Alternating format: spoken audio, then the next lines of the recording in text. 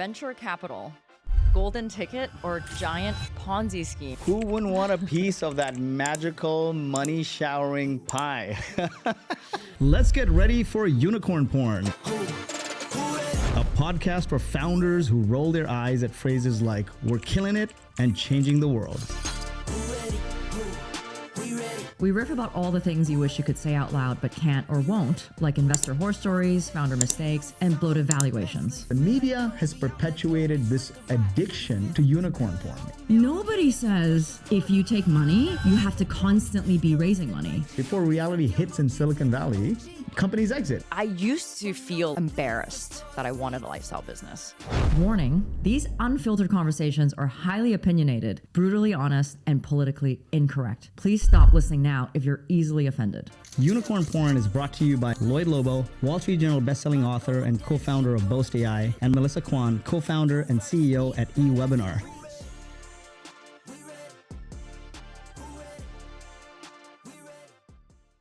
Today's episode is a theme that we keep hearing over and over in the startup world. Fake it till we make it. But how far does that stretch? Are you a founder, or do you eventually end up faking it so much that you end up being a fraudster? I mean, there's such a fine line between fake it till you make it and running an actual scam. But like, what do you expect founders to do, right? When they raise money, it's like going into the lion's den. Yeah, going into a lion's den wearing a suit full of meat and you get hungry investors who want to pounce on you. But there's always two sides to every story. I mean, I don't think, the founders are to blame, because I've been on that side. And every, networking event, accelerator, pitch workshop that I go to is just teaching me how to pitch.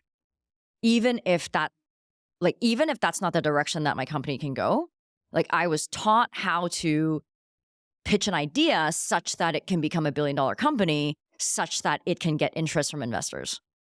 That's the thing, right? It's the system, and you're taught to pitch the big vision and the growth and the TAM and, quite frankly, your BS, right?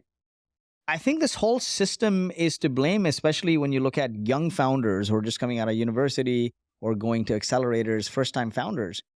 When they meet questions like, how is this different from X? Or isn't anyone doing that? And as they talk to more and more investors and advisors, everyone is pitch coaching them on hitting a VC's definition of success. Now, what is a VC's definition of success? They raise money from wealthy individuals and big institutions to whom they need to show a very huge outsized return. Because over a period of time, your money is locked in. This is a high-risk, illiquid asset for 10 years.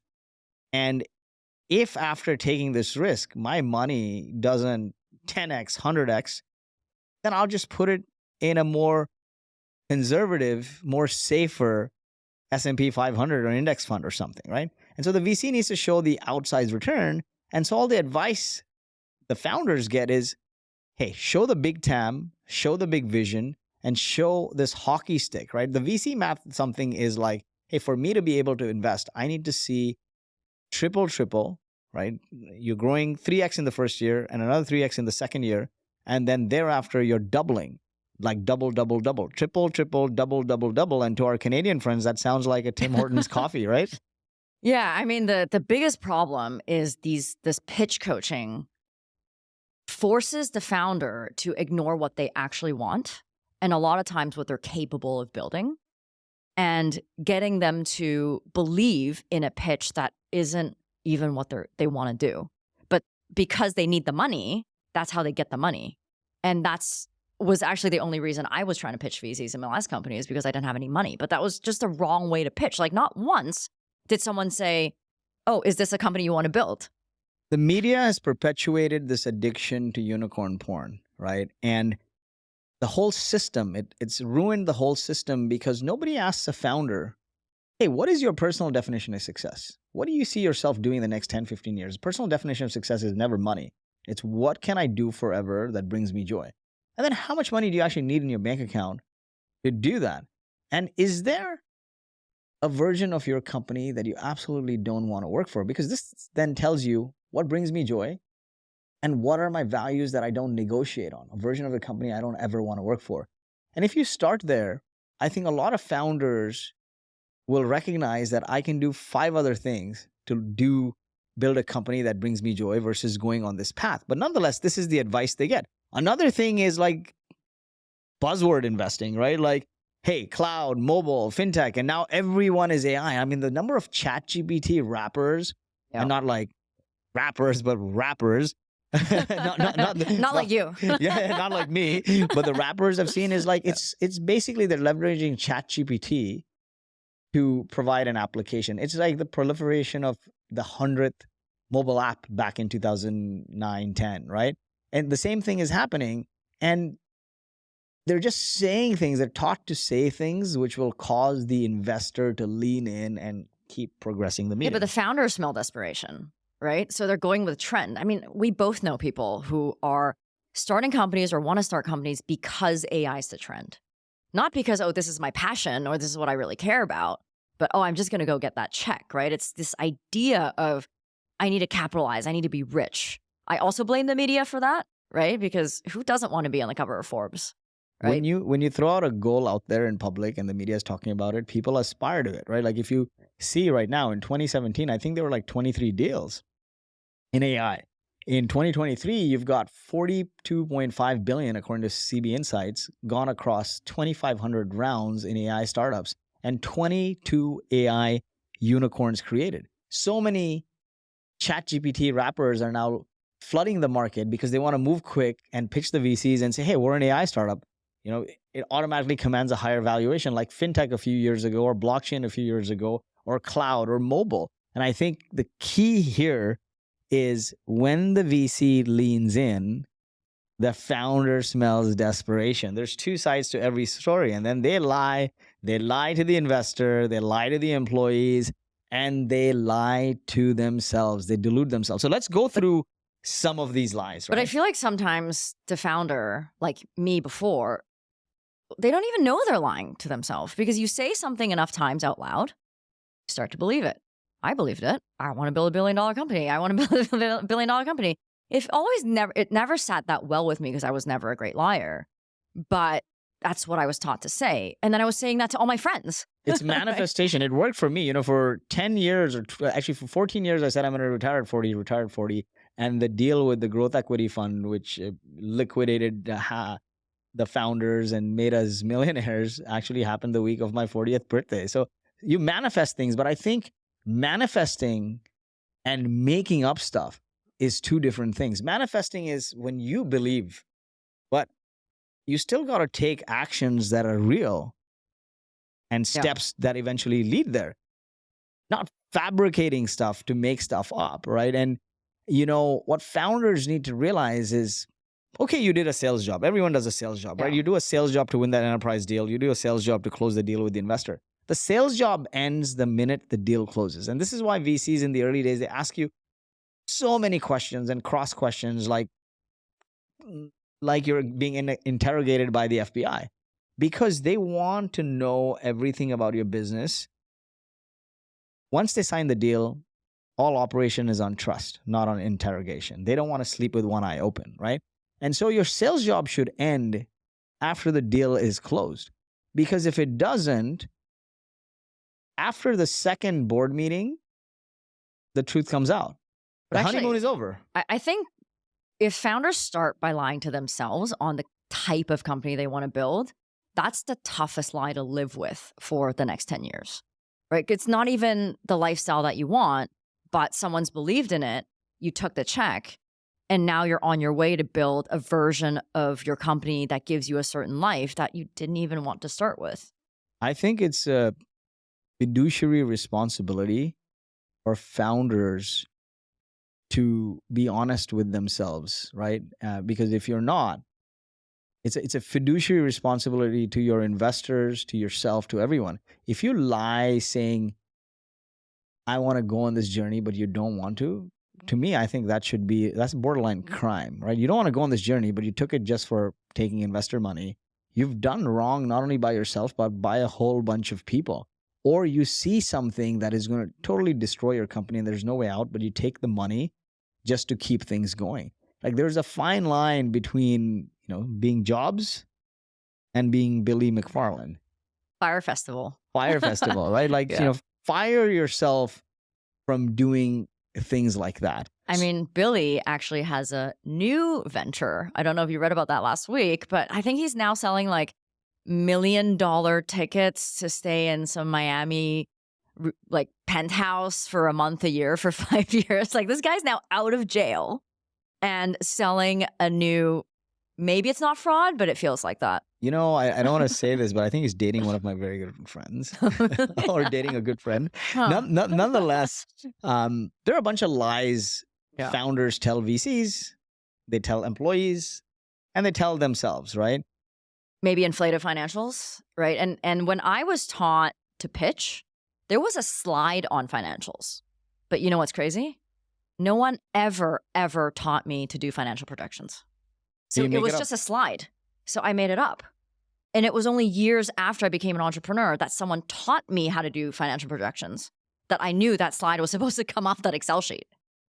In the early days, people understand, like, that, okay, these are hypotheses. But as you grow, you got to be very careful because this is fraud territory, right? Like you're falsifying financials. You may be showing that, your COGS, right? One place, especially in SaaS, where people can show high gross margin is they put everything below the line, right? And then although they may have high COGS, they can hide it. The reality, I think now what VCs are doing and everyone around the table is looking at the profitability. Like, how does it line up? Or founders saying like, oh, you know what? Showing a high MRR, but it really doesn't line up with the revenue that's collected. I think that is also dangerous territory. Financial falsification is like one of the biggest frauds you can commit, right? And you will not recover from that. You'll get caught eventually. I mean, also, if it's your first check, I get it. Like you have to guess. But if your guess is unreasonable, it catches up to you immediately. See, in the early days, people know it's a guess and they know it's bullshit. So be reasonable, right? Like show a bottom-up TAM, not a top-down TAM. Like, oh, the world has like trillion people and we're going to take a percentage of it. Show a bottom-up TAM. Yeah. This is our ICP. We've niched down. And our first goal is to go after this. There's so many of these people. There's X number of these people in my city. I'm going to go after them. But then here's my city by city expansion. Here's how I'm going to expand to the greater TAM. Meaningful data-driven conversations make it calm. But as you go later in the equation, it's easy to falsify things. Like what I've seen is people saying, I got tens of thousands of users. And, only 10% are active. Yeah, I mean, I actually know people that would say things like, oh, I've got 100 customers, selling enterprise products. I'm like, well, how many of them are paying you? Oh, they're just beta.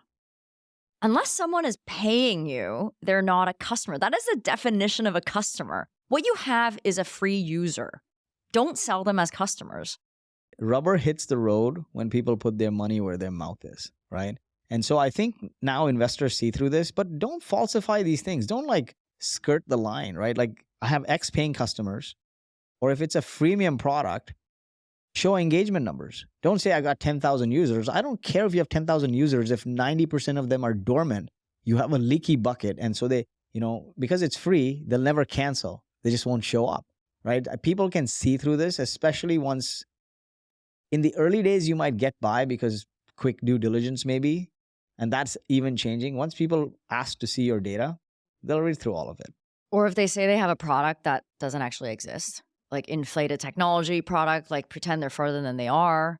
Like that happens all the time. I think when you see Elizabeth Holmes, right? I mean, that's the outlier example, but yeah, that's the most popular example. Yeah, like a blood test with a pinprick, and it didn't end up being. So don't do that. I understand you paint a big vision and you show the path of how you'll get there, but be somewhat real about what today looks like and what you need to get there, right? Don't inflate your tech. A lot of people even like say, oh, it's patent pending.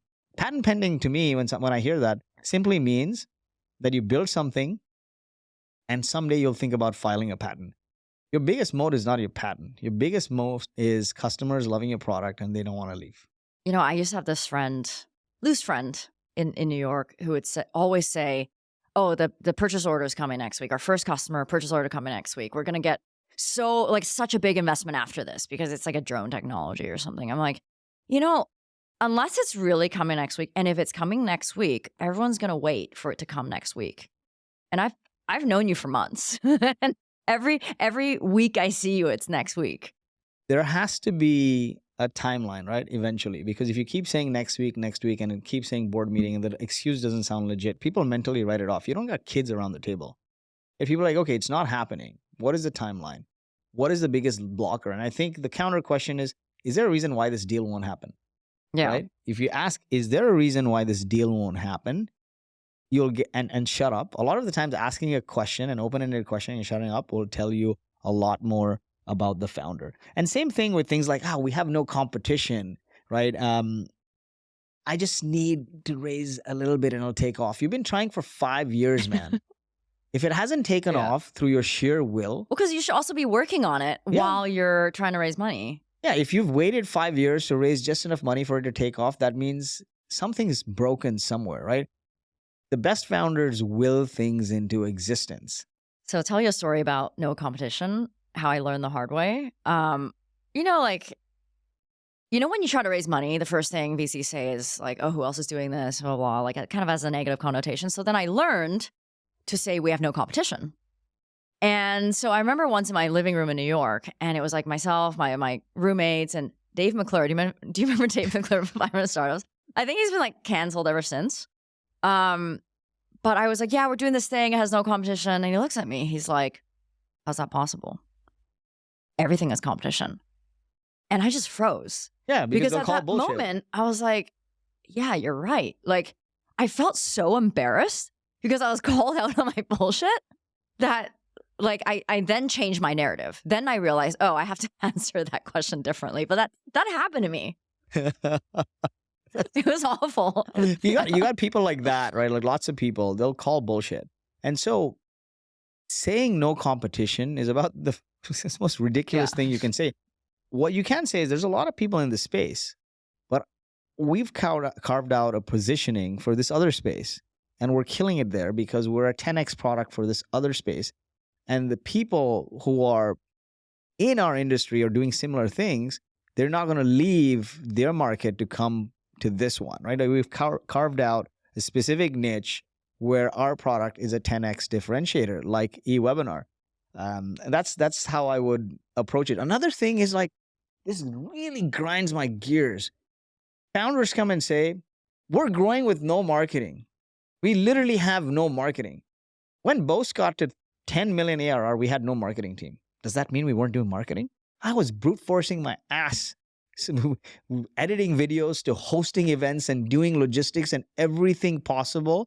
Hosting during the pandemic when we were a community-led growth business. During the pandemic when we couldn't host events, we did 2 live webinars a week. Now, I can easily fool people and say, we have no marketing because there's no marketing spend, but it's will. So saying things like, when you tell an investor that, hey, we have no marketing, you know what that tells me? You don't know how to acquire customers. Through some sheer luck, you got a handful of customers, and you're saying, oh, we're growing without any marketing. You don't have it figured out. And if I give you this money, you don't even know how to spend it. Investors giving you money means they're giving you money towards knowledgeably spending it. Yeah. And the worst thing they want to see is a clueless founder. Well, the interesting thing about Elizabeth Holmes' case, as you brought up, I mean, I think the whole thing was a disaster, like it's super unethical, should have never happened. But she didn't just lie to really smart investors, right? She also lied internally to all of her employees with, I guess, her co-founder. Like they knew the whole time what was going on. And then anyone that tried to push back or blow the whistle, they would try to sue them. And, they had these ironclad NDAs and there was a lot of fear tactic. Like, it's towing the unethical line, right? To not just lie to people who give you money, but to continuously lie to people who work for you, who maybe has options as well and invested in the company, who could be working for someone else. And they've spent the last 5-10 years of their life, right? And now they're going to lose it all. I've always maintained that if you treat your people with love, your employees with love, and help them grow, they'll treat your business with love and your business will grow. Employees are happy, customers are happy, and that keeps money flowing, right? And when you lie, like some of the lies I've seen founders tell their employees, and I understand some of this you have to do, is they falsify a deal that's gonna close so people stick around, or they falsify a big round of funding that's gonna close. They just want to paint the narrative that it's a rocket ship, right? Or like this big name VC is gonna invest. Or they're not being honest about where they are, Yeah, so people could prepare their lives. exactly. Right. Or like, we have a pedigreed team around the table and they're gonna carry us through, but they didn't. We've been struggling because of these people. So let's be honest, right? I think alignment on values is key. Every founder needs to write down their purpose. Why do they come into work every day? The vision, what will the world be because of their existence? The mission, how do we do it? And the values, how do we behave? And when employees don't see your lips matching your hands, they mentally check out. They're watching. People are watching your actions. So you better believe whatever you've written on the wall is not lip service, but you're actually performing those actions. Another one that really, really frustrates me is they say, oh, we're going to close around at this big valuation. So you get like 0.0 something, some obscure small number in options, right? And that options is always a small part of something large. Like it's hard to understand. Convoluted. It's convoluted. So make it clear what people are going to get. Every relationship starts with trust. And, the easiest thing to do, for anyone, is to have like a no asshole policy. Don't be an asshole. The easiest thing to do is to be nice and to be crisp and to be clear. A first interaction of an employee with a company will probably end up being the last, right? And they may take the job because they need the money. But if there's no trust, they'll like quiet quit on you. They'll do stuff on the side. And you don't want those kind of people in your company anyway. So build the trust, right? Don't bullshit and say, oh, our company is going to be worth $1 billion. We've raised 55. And so you get this 0.02%. Like break it down. Like, hey, this is our options pool. This is how much it's worth now. This is where we see it being worth in the next few years. And this is how much your equity could mean, right? Just be straight up. But what's a lie that I've even told myself as a founder is when money comes and we have extraction or things work out, I'll slow down. Yeah, that breaks my heart. That never happens. I was also there. That never happens. Like delaying life and maybe I can do this later. But you also at that point, you feel beholden to your team, right? You don't want to let them down. You want to push and push and push. But, life happens at the same time as you're building your startup. Work-life balance for a founder is a myth. I believe in work-life integration. Don't push off what you should be doing today for some promissory note, right? For some payout down the road. The payout came for me, but I almost died of COVID. And I had bilateral COVID pneumonia. My wife, being a physician at Stanford, couldn't see me, and people were logging in through Zoom. I had a 24/7 Zoom setup. I could have gone, and I would have gone with a lot of regret, right? Nobody goes with the regret that I didn't work a little longer or I missed this deadline. We're so proactive with our work, but we're never proactive when it comes to our health or our relationships. So I truly, truly believe in work-life integration. The easiest things to do first, right? And prioritize time for love and self-care and relationships and do the other stuff too. Like compound interest in doing a little for your health and your well-being and your relationships over time is huge. I'm not saying don't hustle and don't work. There's different levels of hustle in a startup. In the early days, you're working really, really super hard, right? You have to go 100 miles an hour. But at each phase, from validation to product market fit to product channel fit and scale, you go from being an individual contributor to a manager to a VP and then a C-suite strategist. Just make sure you're creating leverage for yourself. You're bringing on the right people.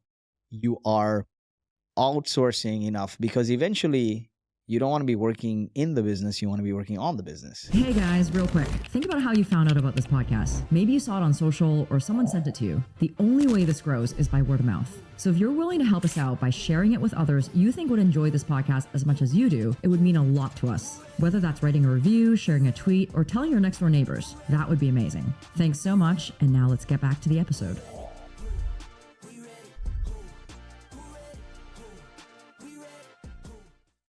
You know, if we're talking about lies and fraud and scams, right? I don't think we've heard the last of it, right? You brought up Theranos, but there's, FTX, there's WeWork, there's Frank, right? Lesser known story. What is the story with Frank, actually? Because I heard about it, but I didn't get the chance to read all of it.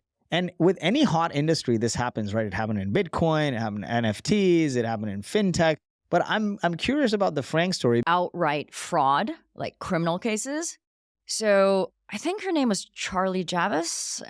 She started a company called Frank, lesser known company because it focuses on college financial planning. She faked 4.2 million customers. So like college students, it's closer to about 300,000. She somehow sold the company to JP Morgan. Smart bankers, right? 175 million. I don't know who did the DD on that, but I hope they're fired at this point. She was going to make out herself at 45 million. It turned out to be a massive fraud. And to take it further, she got JP Morgan to hire her, keep her on board, right, for a number of years, paying her millions of dollars. And after that deal closed, all of this broke down because I think they realized a lot of the emails were bouncing. So then they realized all the customers were faked. And I think that case is still ongoing. But I think at the point when this all happened, she was like 31. So she was like at some point top 30 under 30, right, on the Forbes cover, just like the FTX guy, right? Like, what is terrifying to me about these things, it is completely glorified, right? None of these bankers figured it out, right? None of these really smart investors figured it out. JP Morgan didn't figure it out. Somebody did the DD on 175 million. It's not like, it's big even for them. Right. And I want to talk a little bit about like kind of the FTX domino collapse, right, effect, because I personally lost a good chunk of money in that. Right. I didn't have money in FTX, but I had it in kind of the one of the exchanges that was just a domino effect over the 3 months. Right. And what really boils my blood about this is I'm okay. Right. Like I lost a big chunk, but I'm okay. Right. I'm still making money. I'm young. My earning power is high. And, there was a time in history where we would put people in asylums for having ideas of grandeur, right? And now we reward them with billions of dollars. Or press, even after they've failed, you give them massive press. You turn them into celebrities by making a movie about them. And the bad is forgotten. And these folks go on to raise more money, like Adam Newman raised $300 million from Andreessen Horowitz or whatever. But they go on to then raise more, do bigger things, because the whole thing is, hey, they just learned what not to do. I think there's a fine line between fake it till you make it and eventually becoming a fraud. And unfortunately, the system is perpetuating this. The media has perpetuated this addiction to unicorn porn. And when I hear like Forbes 30 under 30 or Midas List and all of this stuff, it keeps circling in my head. Unicorn porn, unicorn porn, unicorn porn. Well, and here's the thing, right? These guys were given billions of dollars to, it's like heroin to them, right? Yeah. And they're rewarded through acquire customers, mansions, supercars, right? All this fake growth, inflated valuations. We require people at every age to take a driver's license test. Yeah. So when they go and take the car on the road, they're not putting other people's lives at risk. But yet, we give these 20-some-year-olds with zero experience all the money in the world to play with other people's savings, right? To play with other people's blood tests, their lives. And then when everything blows up, they leave a trail of destruction. The VC is just like, oh yeah, writing it off. And guess what? The trail of destruction are people like me. How many first homes were never bought because of that, right? How many honeymoons and weddings did not happen because of that? And then, you know what happened when I lost money in that collapse? My friend was like, well, the VCs didn't ask you to invest. I'm like, hold on a second. The VCs gave these guys money to buy trust in the market, to buy trust from people like me, to buy advertisements, to make me feel like these are safe investments and these are banks. And I would consider myself a fairly educated, well-informed individual. Most people are not. They make it so easy to put your money in, take your money out, until it's not. And then when they write it off, it's not their fault.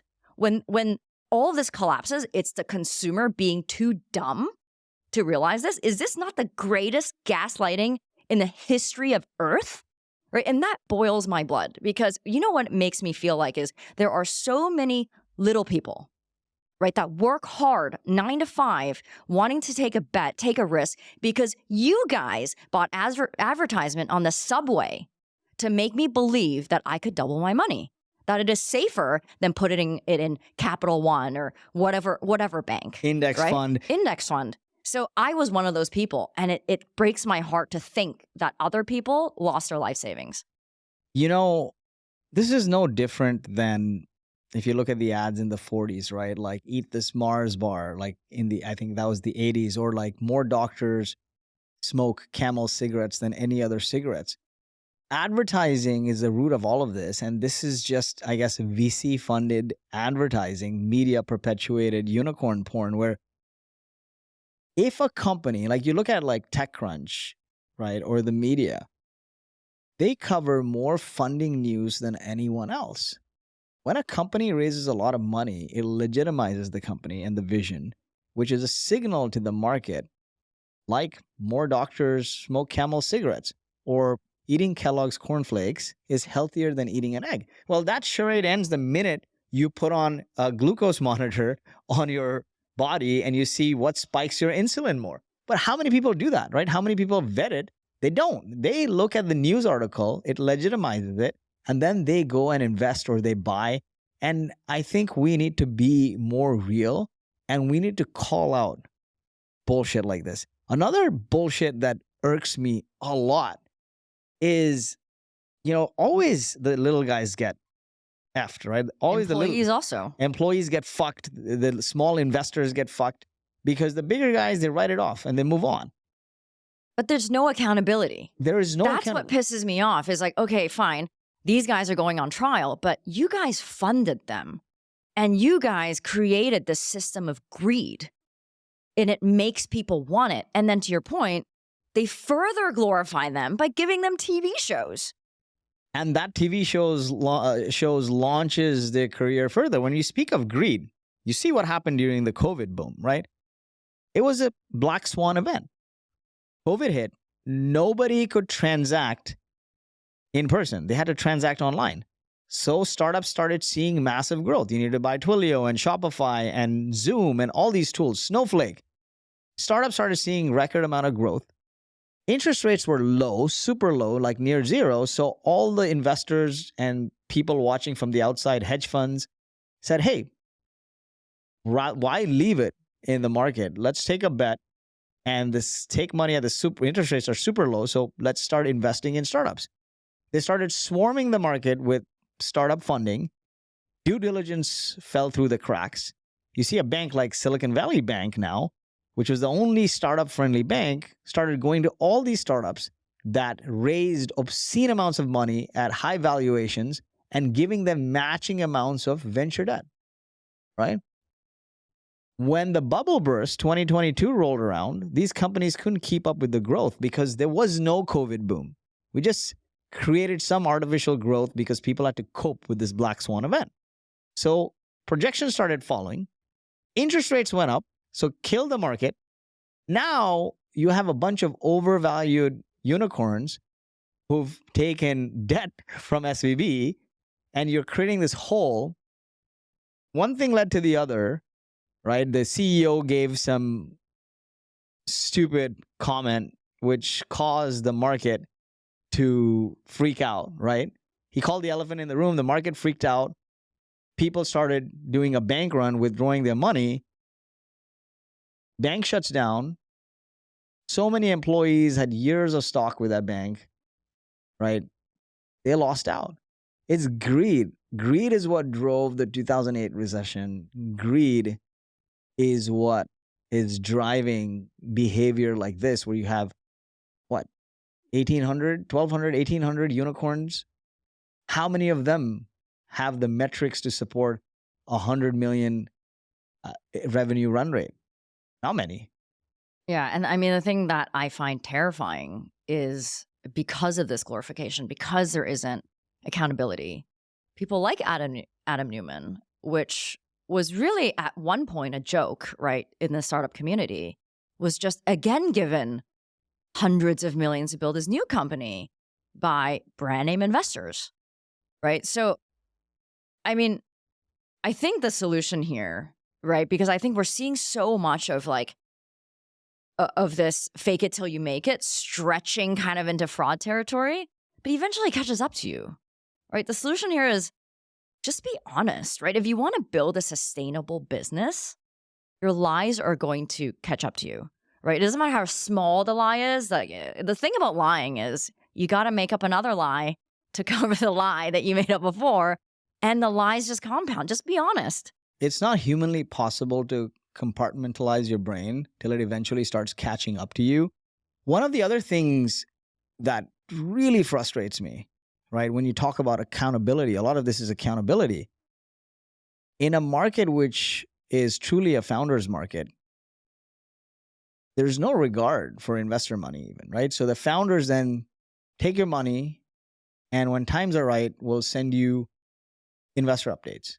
Then when things are bad, they don't send you updates at all. And I'm like, fuck you, right? Like, I have given you my money. If it's a chore for me to get an update, if it's a chore for you to send me an update saying, here's my progress, here's how many customers we signed, here's the growth rate, here are our struggles, can you help with? You shouldn't be in business. You shouldn't be a founder. Basically, it's telling me you don't know how to run your business. You don't have accountability to anything. And so you're just concealing stuff. It's a lack of courtesy. It's a lack of respect. And it's a gateway drug to eventually frauding because you're hiding stuff. If you're not sending me a monthly update, you're hiding stuff. So what's the next step then? If I question you, you might lie, right? So hiding is a gateway drug to lying. I'm an angel investor in 18 startups now, LP in 10 funds. The funds are diligent in sending updates, right? Because they raise the next fund before the current one liquidates. But I can count on my fingers how many founders send monthly updates. What harm is it? If you're having a bad time, if you're top of mind for me, I might be able to bail you out. Yeah, that's actually the best time to send an update is when you're having a bad time. I might be able to make a connection for you. I might be able to find an investor or an advisor that might help you out. But if you're scrambling at the last minute, you have no option then you've exhausted your options basically, and you're causing yourself to shut. I had this one company that never sent any updates, and then one day they shut. And when they were shutting, literally 2 months before, they're like, hey, we're struggling. We need to raise money by this date or else we're going to be out of money and go out of business. Can you make some investor intros?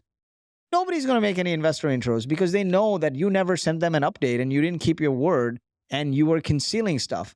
Basically, not sending an investor update to me is a gateway drug to becoming a freaking fraudster. So if you're a founder that's taking anyone's money, send an update every month. We reached out to X prospects, Y converted. There's so much money in the bank. Here's the logos. Here are the deals we're trying and not winning. We're trying to recruit X customers. Just like that, concise 5-6 bullet points that's easily digestible. And here's what I need help with. If you're raising money, here's why we deserve the money. I mean, the thing is, like, if you send a quarterly update, each update's very small. Yeah. Right? Like, I send quarterly updates and I only have friends and family investors. You know, at the early stages, I recommend sending a monthly update because it keeps you accountable at the earliest stages, right? Because it keeps you accountable.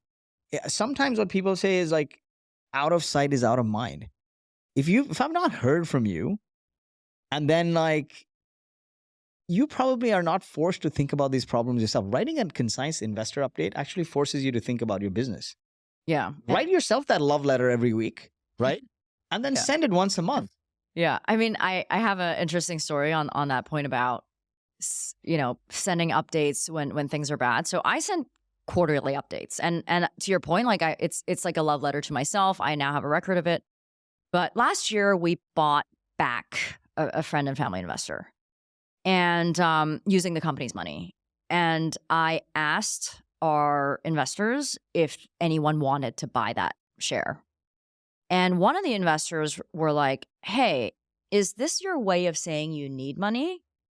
Because I'm going to invest in another company right now, but if you need the money, I can give this to you. Are you trying to beat around the bush? And I found that kind of interesting because I didn't actually need the money. I just wanted to see if anyone else wanted it because it doesn't affect the cap table, given I bought back an investor. But it was like an epiphany moment for me to realize that if you have that relationship with people, like if you're in a bad time, they're not going to give you shit for it. They want to help because their money is in your company. Trust is the cornerstone of all relationships. And the quickest way to establish trust is to communicate. Like even the job of a leader, right? Like if you look at it as a founder, you're a leader. You're a leader because your employees follow you, your customers listen to you, your investors listen to you. The job of a leader is to build, inspire, and motivate a team. That's not just your employees, but the people around it, the people around the table, your investors, to build, inspire, and motivate a team to deliver. Deliver is a lagging indicator. How do you do that, though? Through constant communication to bring people along, to inspire them, to excite them. People who are inspired and excited will move mountains for you. And it's not a one-and-done activity. You got to communicate day in, day out. If you ghost a deal, you'll not sign that deal. If you ghost your VCs, when you need them the most, they won't show up for you. If you ghost your employees in your hardest time, they will mentally check out and they'll just be collecting a paycheck. So communicate. The compound interest in communicating regularly is huge. Compound interest is the secret ingredient that we call eventually overnight success, right? Yeah. And if we're talking about being ethical, like there's 3 things that I think are, things that you just can't lie about, right? Product. Like, are you building the product that you say you're building, right? Financials. Like at any given time, if anyone asks for my financials, it's almost exactly to my projections because every single month I will update my projections to the actual numbers. I always have that. And third is your customers. Don't lie about having a big logo when you don't. It's so easy to check in on that, right? Don't lie about the number of customers that you have. Or making up customers with fake accounts like Frank, right? Like Frank. Investors do a lot of due diligence up front and they grill you because they want to get to know the relationship better. They want to know what they're getting into. They want to understand how you react to tough situations, right? Because it tells a lot about you as a founder that they're investing in, how you react to things, how you can move fast, how you can pivot on the fly, and if you're being honest to them and yourselves. But eventually, it's all on trust, right? In a startup, there's no audited financials. There's not. It's all operating on trust.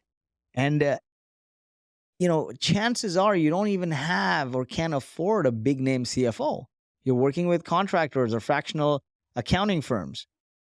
But the whole thing is built on trust. If you falsify it, you'll not only lose for today, you'll hurt the people around you, and you might just never be able to do this again. You will hurt yourself and your family in more than one ways. See, the whole thing about fake it till you make it is just giving you the mental runway to get from point A to point B quickly while spelling out a plan.